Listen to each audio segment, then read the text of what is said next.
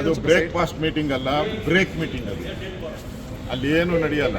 ಅಲ್ಲಿ ಇಡ್ಲಿನೂ ಇಲ್ಲ, ದೋಸೆನೂ ಇಲ್ಲ, ಉಪ್ಪಿಟ್ಟು ಇಲ್ಲ, ಬರೀ ಜಗಳ ಬಿಟ್ಟರೆ ಏನೂ ಆಗಲ್ಲ. ಇಲ್ಲಿ ನೋಡಿ, ಅದು ಮುಖ್ಯಮಂತ್ರಿ ಪದವಿ ಬಿಡುವಂಥದ್ದು. ಸಿದ್ದರಾಮಯ್ಯ ರೆಡಿ ಇಲ್ಲ. ಇಲ್ಲಿ ಡಿ ಕೆ ಶಿವಕುಮಾರ್ ನನಗೆ 2.5 ವರ್ಷ ಅಂಥೇಳಿ ಮಾತಾಗಿದೆ ಅಂತ ಹೇಳ್ತಾ ಇದ್ದಾರೆ.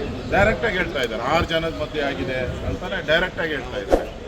ಈಗ ಕೇಂದ್ರದ ನಾಯಕತ್ವ ಏನಾದರೂ ದಮ್ಮಿದ್ರೆ ಅವ್ರಿಗೆ, ಕೇಂದ್ರ ನಾಯಕರ ಶಕ್ತಿ ಇದ್ದರೆ, ವೀಕ್ ಅಲ್ಲ ಅಂದರೆ ಅವ್ರು ಅನೌನ್ಸ್ ಮಾಡಬೇಕಾಯ್ತು. ಹೌದು, 2.5 ವರ್ಷ ಆಗಿತ್ತು, ನಾವು ಅದನ್ನು ತೀರ್ಮಾನ ಮಾಡ್ತೀರಿ ಅಂತ ಹೇಳಬೇಕಾಯ್ತು. ಅದು ವೀಕ್ ಹೈಕಮಾಂಡ್. ನವೆಂಬರ್ ಅಲ್ಲ ರೀ, ಲಾಸ್ಟ್ ನವೆಂಬರಿಂದ ಈ ನವೆಂಬರ್ವರೆಗೂ ಇದೇ ಡ್ರಾಮಾ. ಪಕ್ಕಾ ವೀಕು. ಅದಕ್ಕೆ ಓಡೋಗ್ಬಿಡ್ತಾರಲ್ಲ, ಸೋನಿಯಾ ಗಾಂಧಿನೂ ಫಾರಿನ್ಗೆ ಹೋಗ್ಬಿಟ್ರು, ರಾಹುಲ್ ಗಾಂಧಿನೂ ಫಾರಿನ್ಗೆ ಹೋಗ್ಬಿಟ್ರು.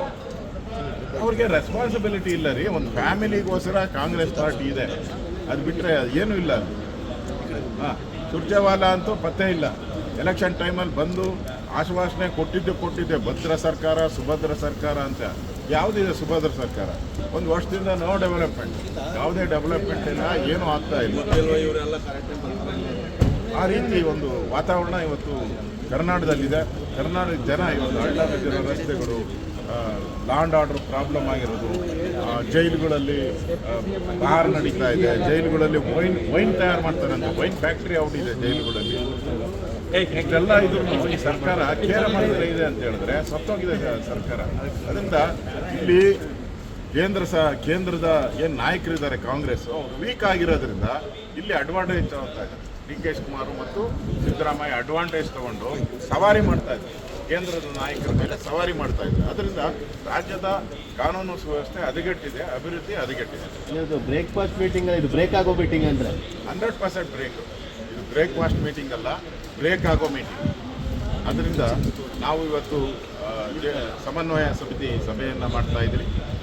ಸುಮಾರು ಹಲವಾರು ಅಜೆಂಡಾಗಳಿದೆ ರಾಜ್ಯ ಸರ್ಕಾರದ್ದು ವಿಚಾರವಾಗಿ. ಬೆಳೆ ಪರಿಹಾರ ಇರ್ಬೋದು, ಉತ್ತರ ಕರ್ನಾಟಕಕ್ಕೆ ಏನು ಅಧಿವೇಶನದಲ್ಲಿ ಕೊಟ್ಟಂಥ ಭರವಸೆಗಳೇನಾಯಿತು, ಇವಾಗ ಯಾಕೆ ಮಾಡಿಲ್ಲ ಅನ್ನೋದು, ಮತ್ತು ಒಳ ಮೀಸಲಾತಿ ಇರ್ಬೋದು, ಅನುದಾನಗಳ ಕೊರತೆ ಇರ್ತಕ್ಕಂಥದ್ದು ಇರ್ಬೋದು, ಜೈಲುಗಳಲ್ಲಿ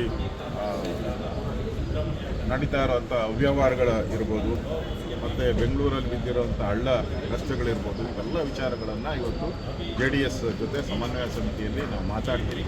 ಅವ್ರದ್ದು ಕೆಲವು ವಿಚಾರಗಳಿದೆ, ಅವೆಲ್ಲವನ್ನು ಒಟ್ಟಿಗೆ ಸೇರಿಸಿ ನಾವು JDS ಎರಡೂ ಕೂಡ ವಿಧಾನಸಭಾ ಅಧಿವೇಶನದಲ್ಲಿ ಹೋರಾಟ ಮಾಡೋಕ್ಕೆ ಮಾಡ್ತಾ ಇದ್ದೀವಿ. ಕುಮಾರಸ್ವಾಮಿಯವರು ಕೂಡ ಬರ್ತಾ ಇದ್ದಾರೆ.